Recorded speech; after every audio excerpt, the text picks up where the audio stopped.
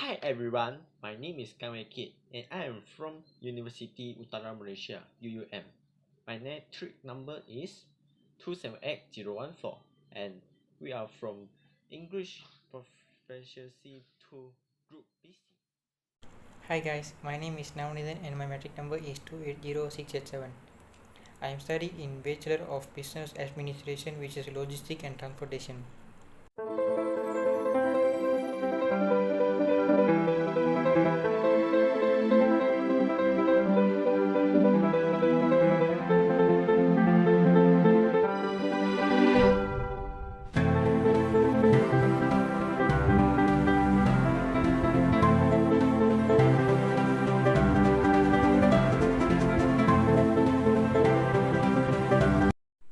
So guys, now we want to see the effects of COVID-19 in different aspects. So guys, now we want to see about the effect of COVID-19 in the aspect of social. First, we see about the older persons. Older persons are particularly susceptible to the risk of infection of COVID-19, especially those with chronic health conditions such as hypertension, cardiovascular disease, and diabetes. Older persons are not just struggling with greater health risks but are also likely to be less capable of supporting themselves in isolation. Although social distancing is necessary to reduce the spread of the disease, if not implemented correctly, such measures also lead to increased social isolation of the older person at a time where they may be at the most need of support. Now we want to see about the effects of COVID-19 on youths. Many governments have called on youth to embrace the effort to protect themselves and the overall population. Youth are also in a position to help those who are most vulnerable and aid to increasing the public health social awareness campaigns among their communities. Thus, youth are critical to limiting the virus spread and its impact on public health, society, and the economy at large.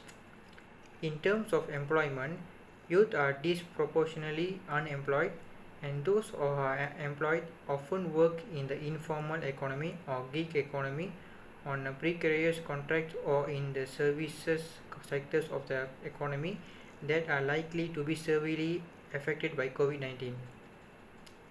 More than 1 billion youth are now no longer physically in school after the closure of schools and universities across many jurisdictions.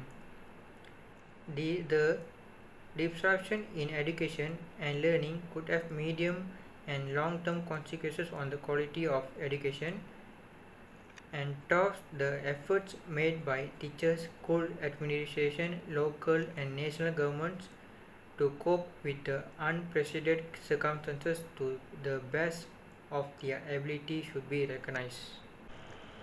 The COVID-19 also affects the person with disabilities.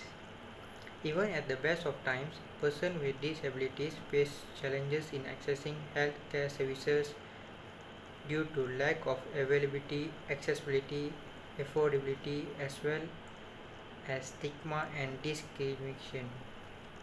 The risk of infection for COVID-19 for the person with disabilities are compounded by other issues which warrant specific action, disruption of services and supports, pre-existing health condition in some cases which leave them more at risk of developing serious illness or dying or being excluded from health information and mainstream health provision, living in a world where accessibility is often limited and where barriers to goods and services are challenges and being disproportionately are more likely to live in institutional settings.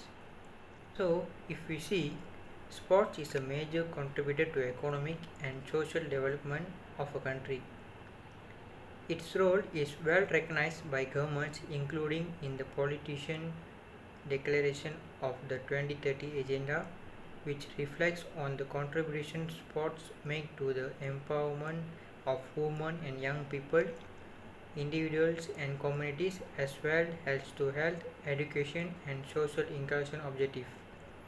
Since its onset, the COVID-19 pandemic has spread to almost all countries of the world.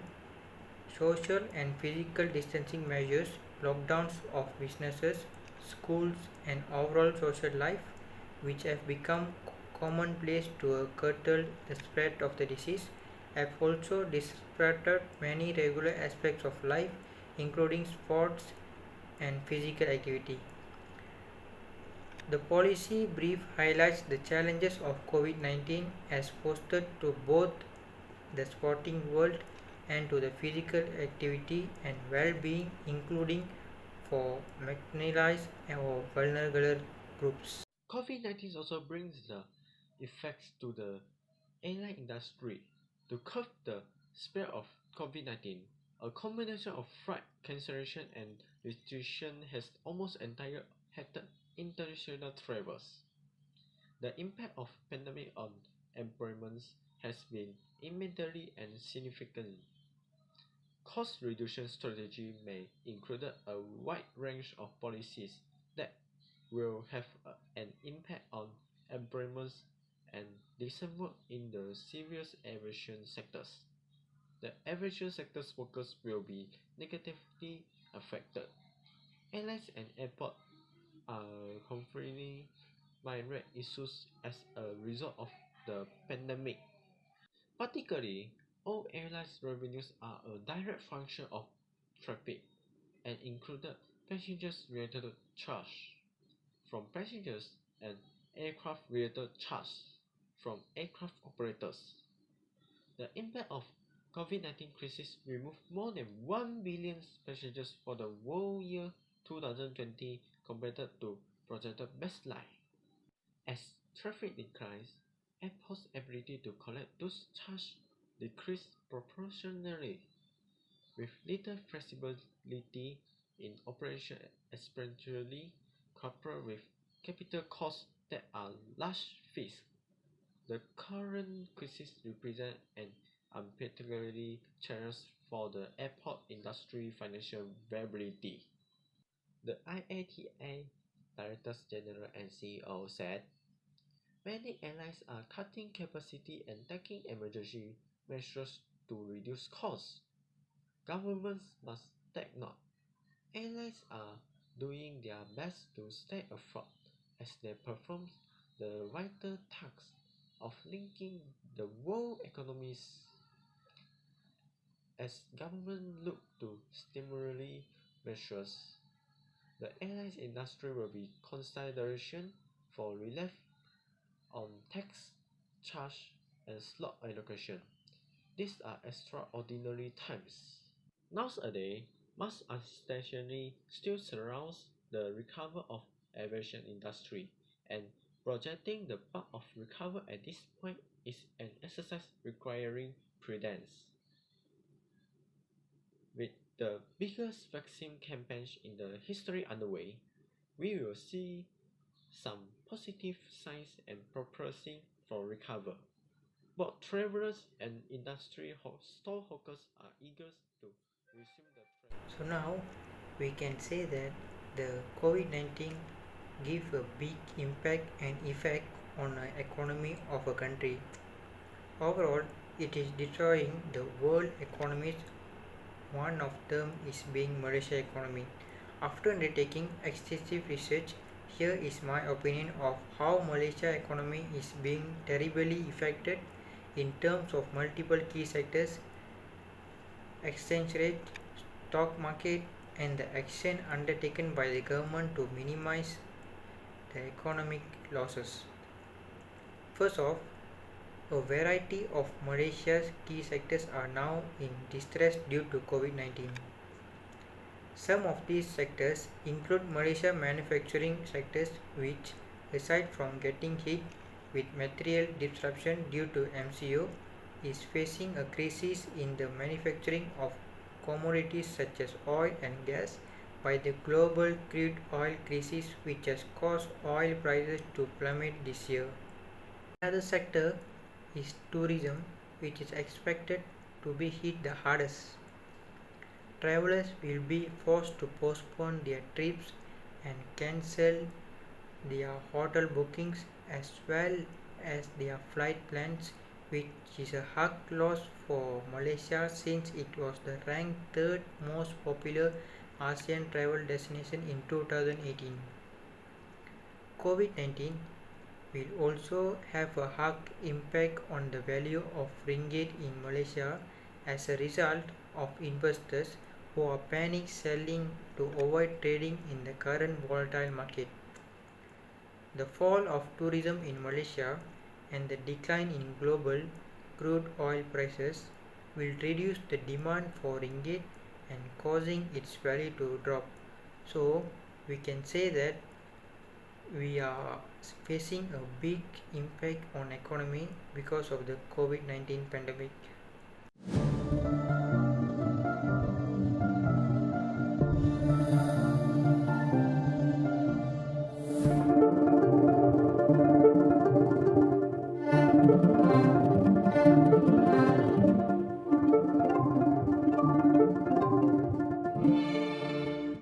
Over the last decade, tourism have become one of the most dynamic and faster growing economic sectors in the world. The importance of these sectors as a driver for job creation and the promotion of local economic development, culture, and products is reflected in several of the goals which set for tourism-specific targets. Tourism contributes to job creation both directly and indirectly, particularly for women and the young people. Tourism is a major driver of jobs and growth, but the pandemic COVID-19 has dramatically changed this. The impact on young women is unprecedented, timely, large-scale, and in particularly coordinate policies efforts both at international and national levels are needed in conjunction with governments, employees, and workers, respectively, taking into consideration 11th ILO International Labour Standard.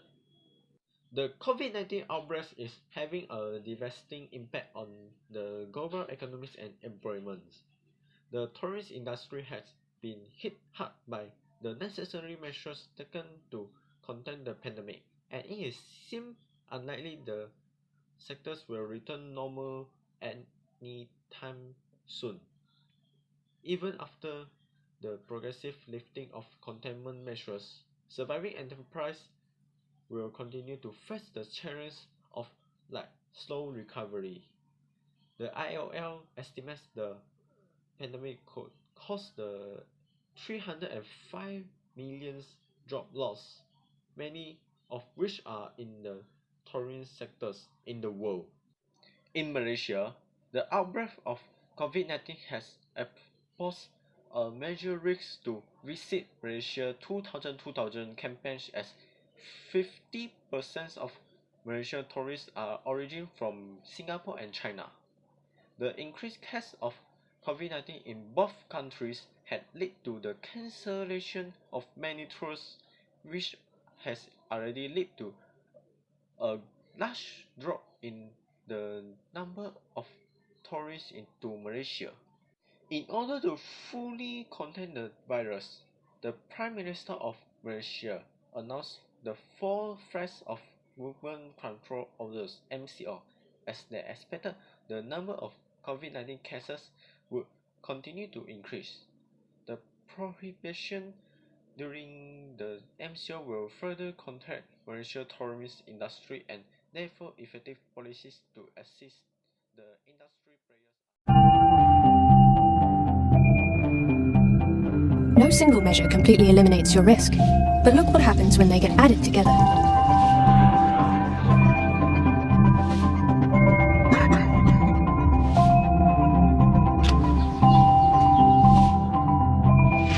Know your risk, lower your risk.